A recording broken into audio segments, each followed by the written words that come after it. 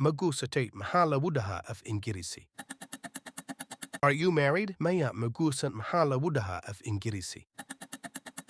No, I am not married. Arur maledahay mahala wudaha af Ingirisi.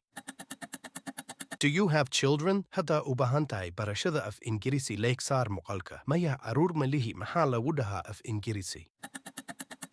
No, I don't have children. Imisa walalo ayat ledahay mahala wudaha af Ingirisi. How many siblings do you have? Waxaan leeyahay saddex walaal mahala wudaha af Ingirisi. I have 3 siblings. Magaca walaalka waa maxay? Mahala wudaha af Ingirisi. What's your brother's name? Magaciisa waa Maxamed mahala wudaha af Ingirisi. His name is Mohammed. Magaca walaashada waa maxay? Mahala wudaha af Ingirisi.